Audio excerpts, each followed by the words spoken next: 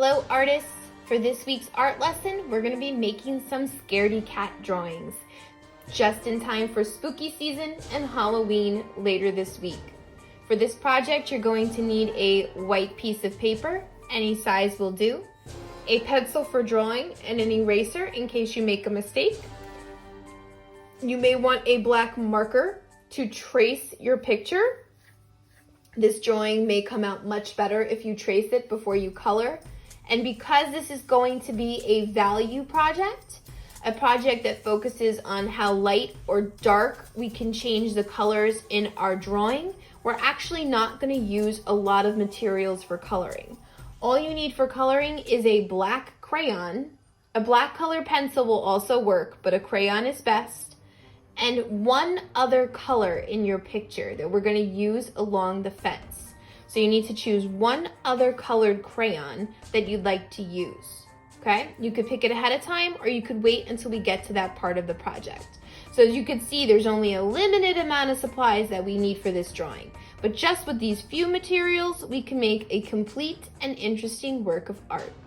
Let's get started on our scaredy cat pictures. To begin, you're going to want to take your paper and turn it horizontal across. The horizontal view of our white paper will give us more room to not only draw the cat, but to make the fence that the cat is standing on. So the first thing we're going to do is actually create the fence. Now I need to make sure that I have enough room to draw my cat, so I don't want my fence to be too high up on my paper. I'm going to actually make it more towards the bottom. If you want to use a ruler for the straight lines of the fence, you can, but you don't need to. You can draw it on your own and try your best that you can to make the straight lines. Now I'm drawing with a marker so that you guys can see, but remember you should draw with a pencil so you can erase in case you make a mistake. So I have my finger right where I want to start, my starting spot for my fence. I'm going to take that marker and I'm going to make a straight line across until I touch the other end of the page. This will give me the top of the fence. Now below the top of the fence that I just drew, this horizontal line, I'm going to make vertical straight lines that go up and down to make it look like the rails of the fence. These are also the spots we're going to color in later on with different values of a colored crayon. So I'm going to leave a little bit of room, hit the top of the fence, and come straight down with a vertical line until I touch the bottom of the page. I'm going to do that about 5 or 6 times, and I'm going to leave space in between. 2, 3, 4, 5, and 6. If you think you can fit one more, you can try one more. Don't get too crazy with the vertical lines. You don't need too many, because when you color it later on to make it look like a value scale, if you have too many, it's going to be a little confusing. So 5 or 6 of those vertical lines will be just perfect. Now that you have your basic fence drawn, you can actually start to make the cat or the scaredy cat that's on the fence. So the PowerPoint that's attached to this lesson has all of the steps one by one, and it also has a slide that has a worksheet that looks a little like this. This worksheet gives you different choices that you can put together to make your scaredy cat. You could pick what body you want, what head you want, what face you want, and what tail you want. And you can mix and match. It also gives you the order in which to draw them in. So you could always pause the video so that you could see the worksheet right in front of you now, or you can go to the PowerPoint and you would see it right up in front of you when you're drawing. So step 1 says for my cat, I need to pick which body I want to make. I think I'm going to make the one that's the zigzag, so it looks like its hair is sticking straight up. So my cat is going to go in the middle, nice and big.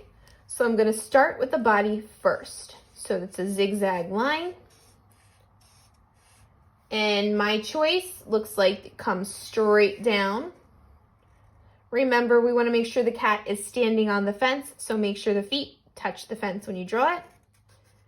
There's the first leg. Here's the second leg. Here's the third leg. And here's the fourth leg. That's the body that I chose for my cat.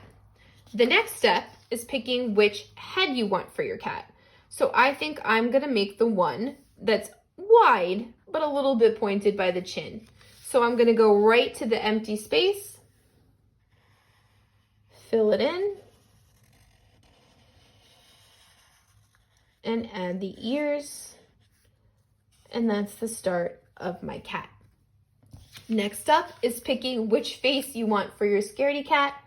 I think I'm gonna make the one with the wavy whiskers and the mouth wide open. So I'm gonna go into the head that I just made and add the face. Nose, eyes, whiskers,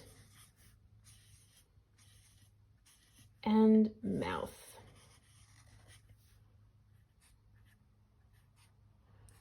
And I'll color around the teeth. There you go. The last part I need for my picture is I need to choose which tail I want to make. I think I'm gonna make this tail with a little bit of the hair sticking up and the curve. So I'm gonna go right to the end of my cat's body and I'm gonna make the tail. There you go. And now I have my cat and I have the fence. Now that I have the cat and the fence drawn, let's add a little bit of nighttime details. So I'm gonna pick a spot in one of the corners where I wanna make the moon. You could make a full moon, you could make a crescent moon. It's up to you. Notice I stopped when I hit the end of the page and I picked up where I left off because we can't draw through anything. If you happen to hit the cat, you would just stop and start where you left off on the other side. I think I'm gonna make some of those nighttime foggy clouds. So I'm gonna make it look like clouds that are just very stretched out. That's how you make it look like fog. Real easy. And if you wanted to, you could add some stars. They could be simple little circles that you could color in later. Or you could do the crisscross stars that look like it's shining in the sky. And you could always add more if you wanted. And there's your drawing. You have your fence, you have your Scaredy Cat on top of it, and you have your nighttime sky details behind it. Now that you have the actual drawing done, it's time to start the coloring. Now I said it was a very limited materials for coloring, and that's because we're gonna work on value. Value is how light or dark a color is in an image or a picture. One of the ways that we change value when we color is we change how hard we press with the crayon. So we're gonna start with our black crayon first. Now we want our Scaredy Cat to be black. So with this black crayon, we're going to color in the cat, and this is gonna be the darkest black value in our picture. Because it's gonna be the darkest, that means I'm going to press the hardest when I am coloring in my cat. This should be nice and dark, no empty spaces. A black crayon is going to work best for this. The only other material that'll work is a black colored pencil. You can't use a marker because a marker is not going to give you different values. You can't change the pressure of a marker when you color, but you can change the pressure of a crayon or a colored pencil. So this is the darkest value of black that I want to use for my cat. So I'm going to press the hardest with my black crayon to color my cat in. When I get to the whiskers, if I want them to show, I would simply color around them. So I don't want them to disappear. Remember, you could always take a black marker and trace your drawing before you color an outline. That usually is a really good idea. It helps you see what you drew better and helps you stay inside the lines when you color. If your hand starts to hurt a little bit from pressing down hard, remember you can always take a break and then come back to it. Also, yes, you're pressing hard when you color, but you don't have to go so crazy that you break your crayon. If it does break, it still works. I have a broken black crayon and it still works perfectly fine. Remember, broken crayons still color. There's nothing wrong with them. Okay, I'm gonna keep going. Don't forget your tail. If you see any white spots, you can go back and fill them in. You want your black cat to be black as night, nice and dark.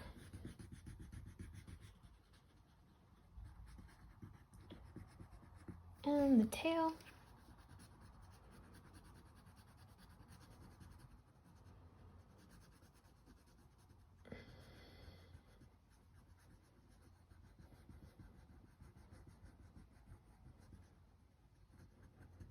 Okay, and the face.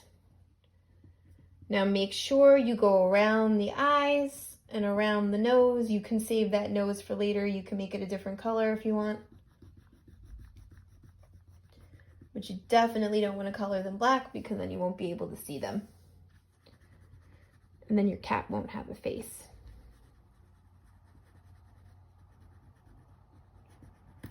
Oops, crayon broke. It's okay. I can still use it.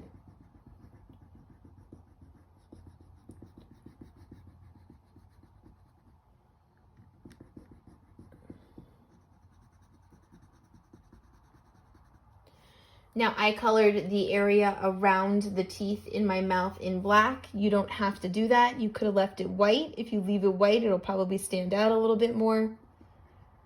You could always color it in red so that it looks like a tongue, depending on what mouth you decided to make. Mine's a little bit hard to see, so I think I'm gonna go back with my marker. Try to fill it in again so it stands out a little bit more. Okay. Now that my cat is done, I'm gonna use this same black crayon to color in the nighttime sky, but I'm gonna change the value so that it's a lighter value than the cat. So to change the value, I'm gonna change the pressure, meaning I'm not going to press as hard when I color as I did when I colored in the cat. So I'm gonna take my black crayon, and you could even turn it sideways. Sometimes it's easier to color if you turn it sideways. And I'm gonna press lighter behind the cat for the nighttime sky. And I'm going around my foggy clouds because I want them to stand out. And around my stars.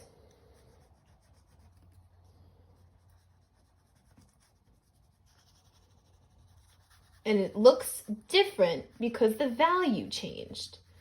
And I changed the value, or how light or dark a color is, just by changing how hard I press down, or the pressure when I color. Value is super important in art. It helps make your projects look more three-dimensional and realistic. It helps make your coloring way more interesting than if you were only to use one color and one value. It adds a little depth to your picture. See? Still a black crayon, just a lighter value of black. It's amazing how many different values you can get from one crayon. It's a fun little game to try. See how many different values you can get from one color. We're going to actually do that along the fence in about a minute or so. Okay, remember, don't go below the fence line. The sky's above it.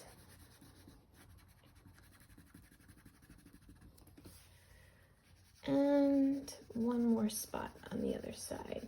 I went around my clouds. You can try your best to go around the stars, but we'll go over them with some yellow in a second. So if you made a mistake, you could always go over the stars if you colored them black. There you go. And now your sky is colored in. Same black, just a different value. Your cat still stands out. There you go. Now, if you wanted to get real creative, you could even take that same black crayon and right along the edges of your paper, you can press a little bit harder and create a third value of black.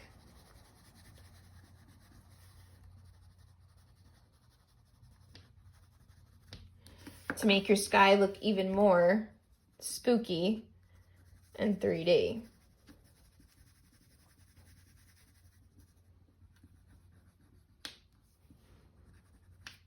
Wouldn't do the whole sky. This would just be right along the edges if you choose to do it. Maybe around the moon.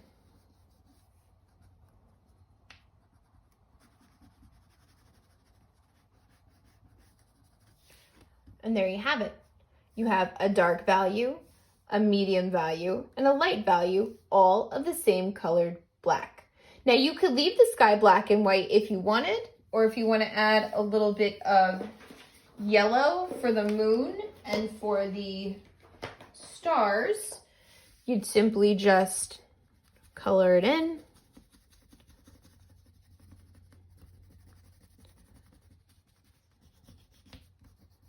Same thing for the stars. And if you wanted to, you could even put a little yellow on the foggy clouds, just so that it looks like you see the reflection of the light from the moon.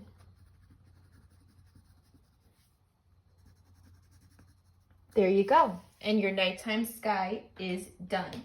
And all you did was use basically one color and a little bit of yellow if you chose to. Now it's time to make the fence. So the reason why we made the fence have all of these sections, besides so that it looked like the rails of a fence, is because we want to make it look like a value scale. A value scale is when you take one color and you slowly build upon that color so that you get values that become darker and darker. You start with the lightest value first, that's practically white, and you make it all the way down to the other side to the darkest value, that's practically black. So what you needed to do, if you haven't chosen your other color crayon, you need to do it now. I will make a suggestion.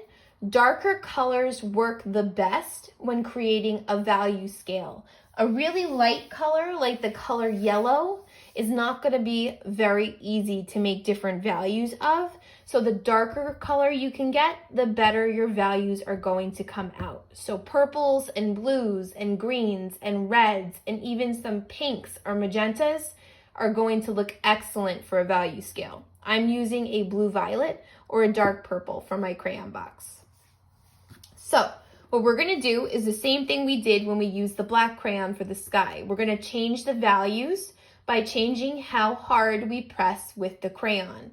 So our first box, or our first section of our fence, this is the lightest value. That means I am going to barely touch my paper. It is the closest thing to white that I can get. So I'm barely coloring.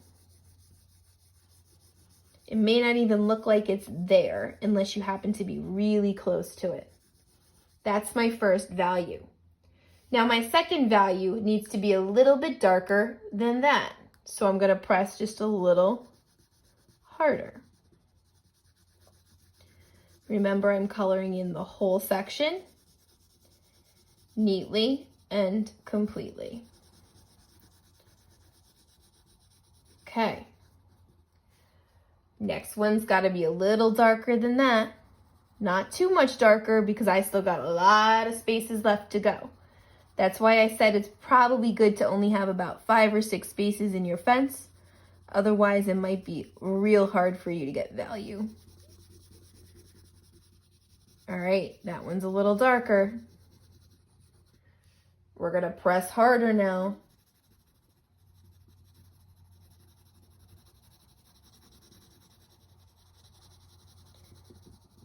Just by pressing harder, I'm getting all of these different values just from one colored crayon. Changing the pressure changes the value, and it's amazing how many values you can get just from one crayon. We really only used about 2 colors in our whole picture, and it already looks awesome. All right, I'm gonna press a little harder this time. Should get a little darker.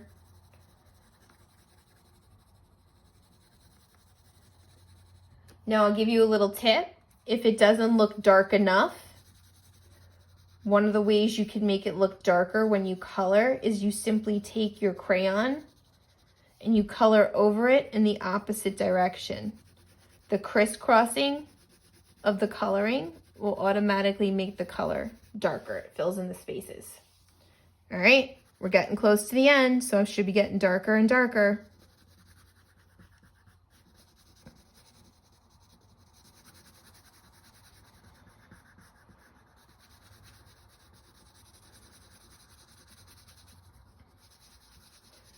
Two more left. This one I'm gonna press pretty hard.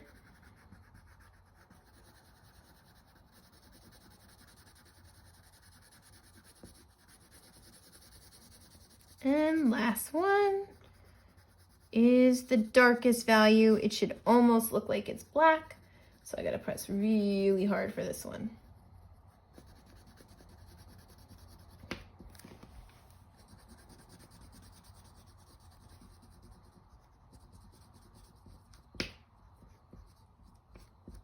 There you go. And a little trick for the darkest value, if it doesn't look dark enough, you can simply just mix a little black into that color. And black automatically makes colors darker.